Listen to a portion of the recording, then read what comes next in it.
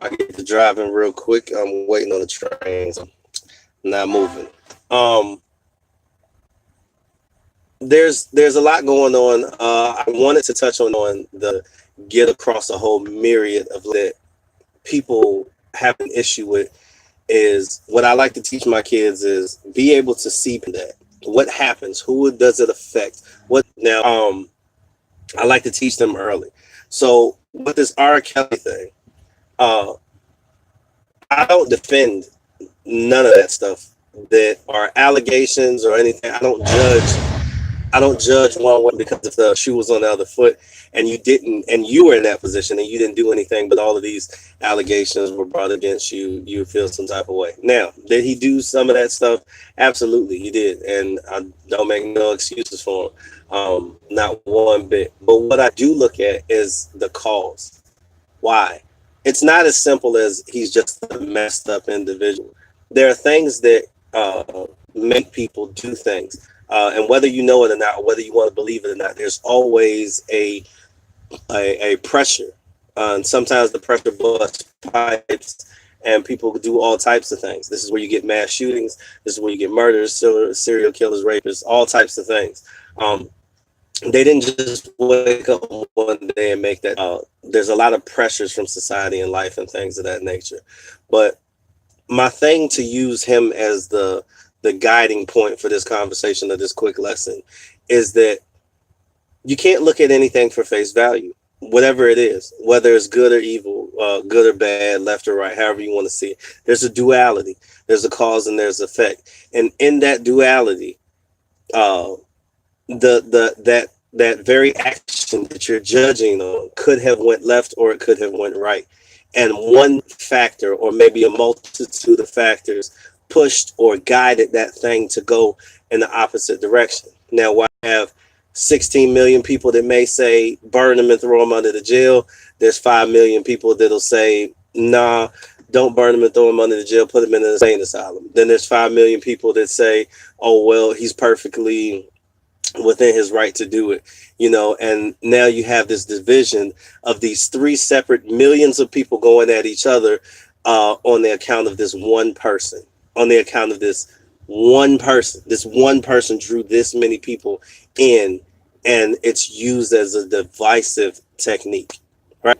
And then you get the people, one of the channels as Ash thing that anybody says. One of the prominent things that she said is every time we have an issue, there's always a person trying to point out the equivalent issue on the other side. Meaning, if we have a black serial killer, a whole bunch of black people, this is going to solve the problem.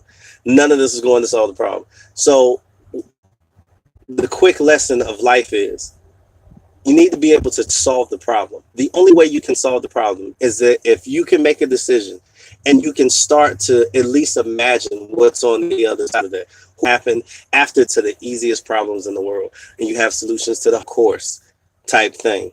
So we don't have issues with older men and women if you understand why the men are the way that they are. Now, I have older men in my family, and I have one older male in my family that has had an issue with young women, and it was quickly and abruptly dealt with, right? Uh, and that's the best way I can say conversation. It wasn't a time around at the table and bash this one person. No, dealt with the problem, and then that was it. That was the end of it. And then you go forward, when you're talking still was in us to be because of the change of times. I don't want to jump into it like all super divey into it with all the details and get, because there's going to be somebody that's going to watch this video and be like, well, what about this situation? What about this situation? There's always this stupid little scholar that wants to come and throw this crazy situation that's not going to happen or has a very little chance of happening. Understand that that mistake that that older man made, or that is not to do, and why this was the problem. And these sense. Now, mind you, I'm 35. I'm 35. So I have younger brothers who are 32, 33, 32, 33, and 29. And I have younger cousins who are even younger than that. All of them are in generations that are not going to be in that mindset because it wasn't condoned. because the elders of my family seen a problem. They seen the solution because they could see past what was going on. So that's my quick advice. When you make your decision, whatever it is, whether it's a career, whether it's to have kids, whether it's to move in a certain house, whether it's to quit your job, whatever it is in your life that is affecting you, don't allow a whole bunch of other people to tell you what you should do, right?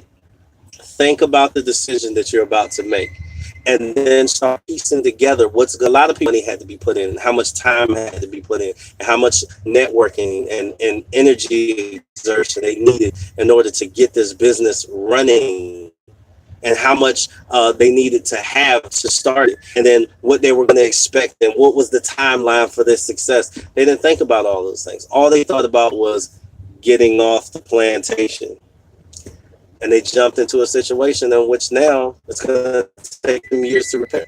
These are things that I've seen with my own eyes. So the quick lesson